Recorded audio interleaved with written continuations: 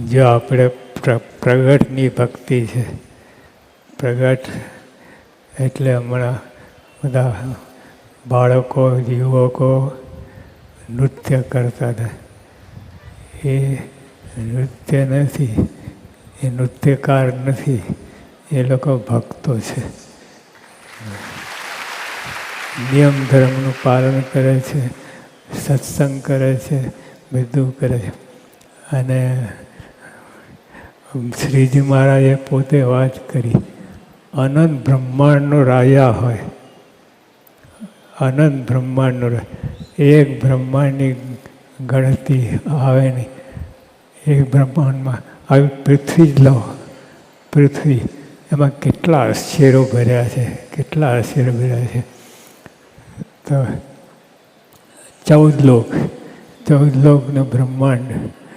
હવે એક જ બ્રહ્માંડમાં પાર આવે એમ નથી. તો અનંત બ્રહ્માંડનો રાજા હોય પણ એને સત્સંગ ના હોય તો એનું જીવન અલેખે. કેટલી મોટી. તો આ બધા બાળકોને અને આપને બધાને ઉત્તરોત્તર બધાને ભક્તિ છે. એ ભક્તિ શ્રીજી મહારાજ અને ગુણાતીતાન સ્વામી સત્પુરુષ એમની ભક્તિ છે.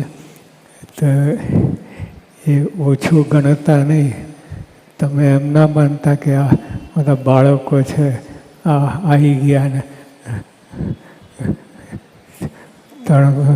કરી ગયા. ભક્તો છે, ભક્તો એની કિંમત બહુ છે. એટલે તમે બધા ઉત્તરોત્તર પણ ચડ્યા હતા ભક્તો છો.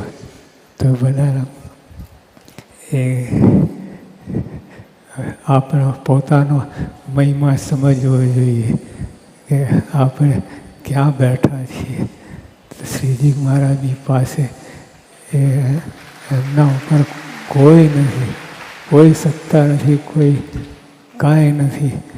તો એમનો આપણને જોગ થયો છે. એ શ્રીજી મહારાજનો જોગ થયો છે સત્પુરુષ દ્વારા. તો આપણને ઓછું ના ગણતા.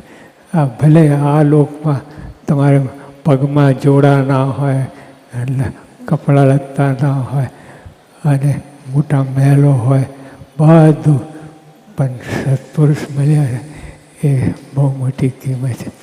અને એની કિંમત ઓછું ના આંકતા. અને ઓછું આંકશે તમને જ ખોટ છે, બીજાને નથી. પોતે જે આવી રીતે આ પ્રગટની ભક્તિ તે એમાં ના માને એ પોતાને બહુ મોટી ખોટ છે. શ્રીજી મહારાજે પોતે એ વાત કરી છે.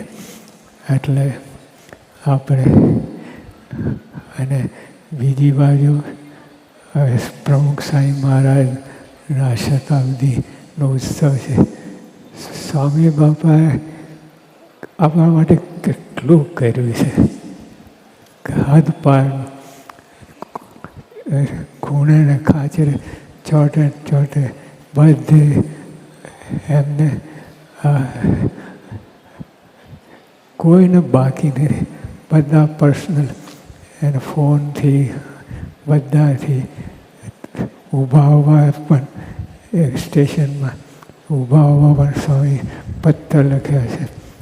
અને એમણે એક સેકન્ડ બાકી રાખી નથી. આપણા ભક્તો માટે બધું જ કરી છૂટ્યા છે. પહેલાં તો સ્વામી સેવા ના હોય તો સેવા ઊભી કરે, પણ સેવા એ જ જીવન. એટલે એ રીતે સ્વામી બાપા અને આપણે એમના માટે કરવાનું છે. હવે જેટલું કરીએ એટલું ઓછું છે. તો એ દેખાય છે આપણને. બીજા બધા તો ખાલી વાતો કરીને છૂટી જાય. વાતો ભરી સારી કરે, એમાં ખોટ નહીં, પણ અમલમાં આવે નહીં. અને સ્વામી બાપા તો 24 કલાક અમલમાં જ એક પડે જીવન જીવ્યા છે. એટલે આપણે એમના માટે કાંઈક કરવું છે. તો કાંઈક પણ આપણે બધા જે કોઠારી સ્વામીએ ભાઈ વાત કરી છે એવી રીતે આપણે તન મન ધનથી તો ના થાય, પણ જેટલું કરીએ એટલું આપણે બધું સ્વામિનારાયણ ભગવાને પોતે વાત કરી કે તમે અણુ જેટલો કરો તો ભગવાન મેરુ જેટલું માની લે છે. કેટલી વાર અણુ જેટલું કરો તો મેરુ જેટલું માની લે છે. એવા ભગવાન છે, એવા દયાળુ છે. એટલે આપણે તો ખાટી ગયા છે. તો આપણે પોતાના મહિમા સમજવો જ પડશે કે આપણે ક્યાં બેઠા છીએ, કે કોના જોગમાં છે. એ ના હોય તો આપણને બહુ મોટી ખોટ થશે. અને આ જીવન તો આ મકાન મળે ના મળે, પાસપોર્ટ મળે, આ શું ગણતરીમાં? એ તો બધા અનંત જન્મ વીત્યા, અનંત જન્મથી આવું જ કરતા આવે છે બધું. પણ આ જન્મે શ્રીજી મહારાજ પોતે મળ્યા છે, એને ઓછું આંકતા નહીં. એટલે આપણે આમ તો જોવા જઈએ તો આખું જીવન હમણાં માટે કરી નાખવું પડે. જે અબજો રૂપિયાની પ્રાપ્તિ હોય અને તમારે આ મકાન ને આ ને પાસપોર્ટ એ 2 પૈસાનું કામ. ક્યાં ભાઈ પૈસા ને ક્યાં અબજો રૂપિયા. તો એવી પ્રાપ્તિ થઈ છે. આ પ્રાપ્તિને સમજજો. પ્રાપ્તિ સમજવા જેવી છે અને અમલમાં મૂકવા જેવી છે. અને આ બધી રીતે આપણે જે શાસ્ત્રીમાં કેટલો દાખલો કર્યો, કેટલા કષ્ટો વેઠ્યા છે અને આપણે ઉપાસના આપી છે. અને ગુરુ પરંપરા બધા શાસ્ત્રી મહારાજ, યોગી બાપા, પ્રમુખ સાંઈ મહારાજ કેટલો દાખલો કરે છે. એટલે આપણે પણ એમાં જોડાવું અને કેફ રાખવું, બળ રાખવું. આ લોકોનું બધું કચરો ભેગો ના કરો. આનંદ જેમથી કર્યું છે, પણ આ પ્રાપ્તિ ઉપર જવું, પ્રાપ્તિની વાત સમજવી. અને તમે સમજાવશો તો બીજાને સમજાવશો, એમાં શંકા વિનાની વાત છે.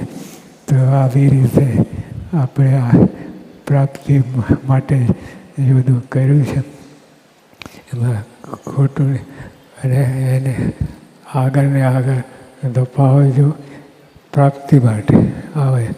બીજું બધું તો અનંત જન્મથી જે કચરો ભેગો કરે છે એની વાત નથી.